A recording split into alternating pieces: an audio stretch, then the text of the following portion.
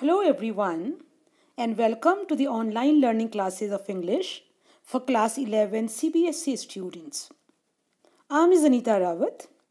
Today in this video I'll be discussing the second story from your textbook Snapshots entitled The Address by Marga Minco.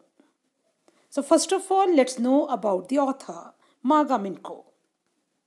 Marga Minco is the pseudonym for Sara Menco. She was born on 31st March 1920 in southwest Netherlands and turned 100 in March 2020. She is a Dutch journalist and writer.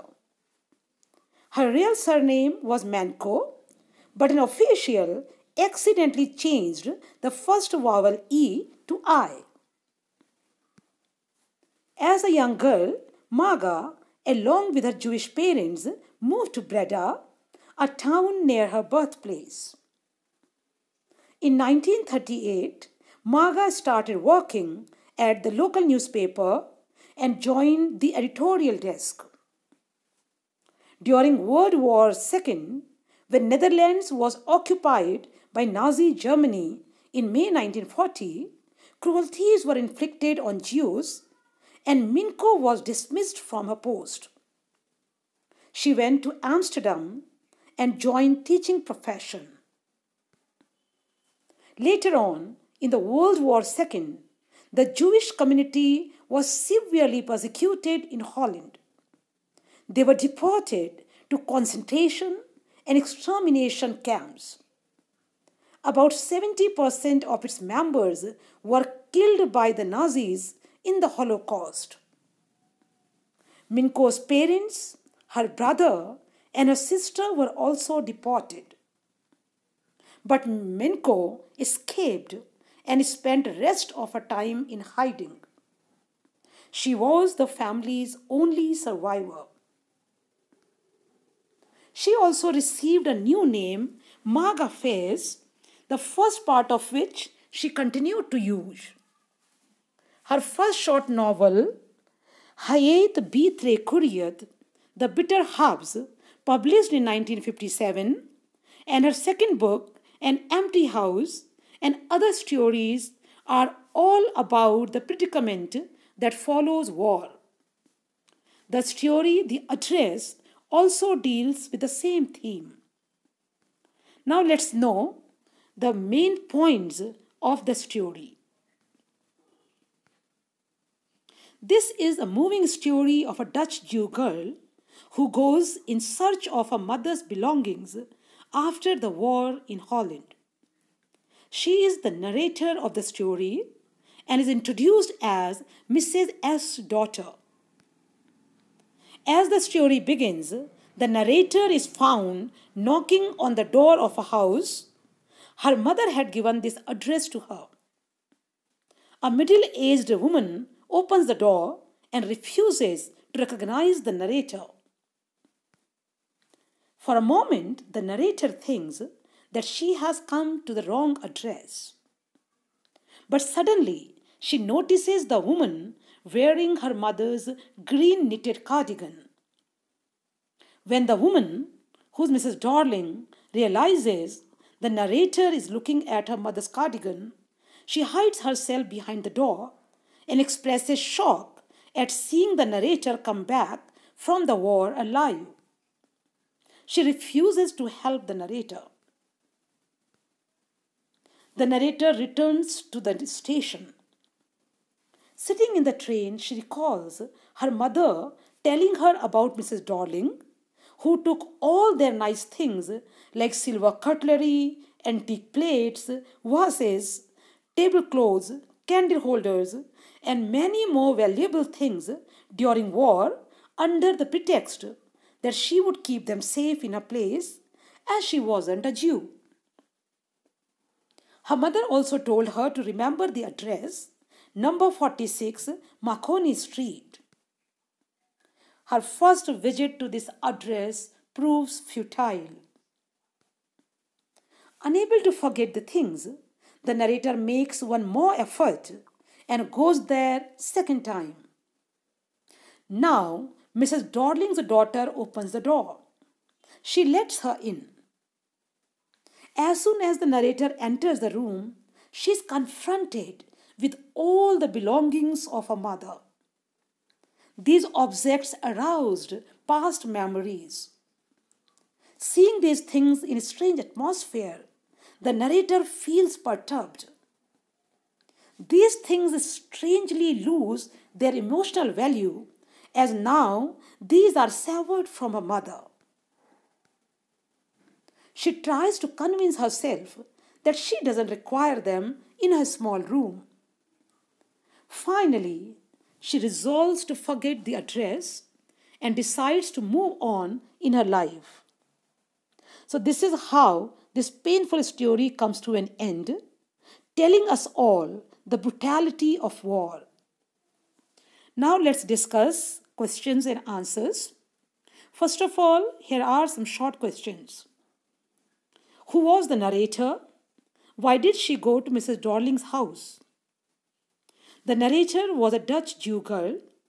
During the persecution of Jews in Holland in the hands of Germans in the Second World War, her mother's old acquaintance, Mrs. Dorling, took all their nice things to her place under the pretext that the things would be safe with her as she wasn't a Jew. After the war was over, the narrator went there to collect her mother's belongings. Question number 2.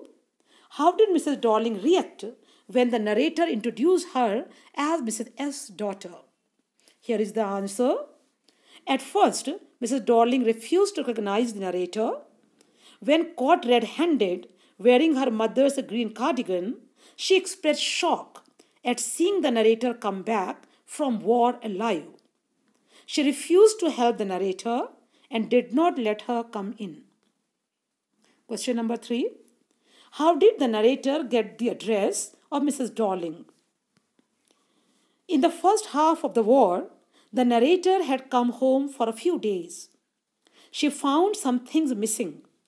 Then her mother mentioned the name of her old acquaintance, Mrs. Dorling, who took all those things to her place to keep them safe during the war. The very next day, Mrs. Dorling came again and took a full suitcase from their place. On inquiring how far she had to go, the mother gave this address to the narrator and asked her to remember it. Next question. I was in a room I knew and did not know. Who said this and why? The narrator said this when she entered the house of Mrs. Dorling on her second visit. She knew the room as all the things were familiar to her. She did not know the room as she found the things arranged very tastelessly in a strange atmosphere. Why did the narrator decide to forget the address? The narrator went to the house of Mrs. Dorling, who had promised to keep the valuable items of her mother safe during the war. But when the narrator saw these things in strange surroundings, they lost emotional value for her. Forgetting her mother and her belongings wasn't easy for the narrator. So she decided to forget the address and decided to break off with the past and move on in her life. Now here are some long answer type questions. What impression do you form of the narrator? The narrator of the story is a strong girl and leaves indelible impressions on our minds about her emotional and intellectual qualities. She was a victim of war in Holland who survived all the atrocities of war. She was very observant as she could easily notice the things missing from their home. She was also very worldly wise and had a sharp power of judgment as she could rightly see the evil intention of Mrs. Dorling and did not approve her mother's decision of allowing her to take their belongings. She was a loving daughter and was deeply attached to her mother. That's why she visited Mrs. Dorling's house to collect her mother's belongings. She was also a girl of progressive bent of mind and believed in letting things go. Being a wise girl, she decided not to stick to the past and weep over it. Instead, she decided to move on in her life, forgetting the address, and decided never to go back there. Let's see the next question. The address is a story of human predicament that follows war. Comment.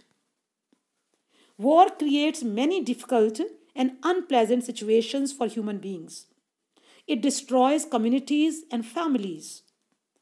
The human predicament that follows war is clearly illustrated through the experience of the narrator.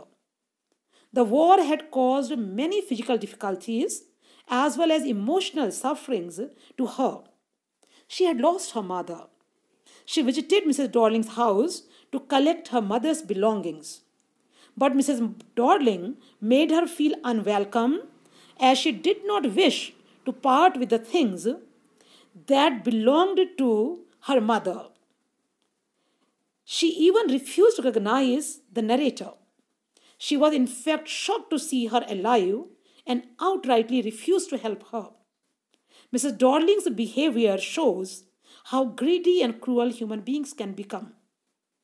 On her second visit to Mrs. Dorling's house, the narrator was deeply pained by seeing her mother's possessions in a strange atmosphere. Now these things had lost value for her. So she decided to forget the address and made an effort to leave her past behind and move on. Thus, war leaves such physical and emotional scars which are hard to bear. Justify the title of the story, The Address. The title of the story is quite apt as the whole section centers around this address, 46 Marconi Street. The title is quite suggestive and appears at the beginning, middle, and end of the story. The story begins with the narrator's visit to this address, where she was very rudely treated by Mrs. Dorling. The middle part of the story reveals how she came to know the address. It was her mother who gave her this address and asked her to remember it. The story ends at a very painful point with the narrator's resolve to forget the address. She had remembered this address for so long. But now, the belongings of her mother, stored in strange surroundings, lost their value for her. As forgetting her mother wasn't possible, she would rather forget the address. Thus, the address is the most suitable title for the story. So, that's all about it. I hope you have understood it well. Thank you.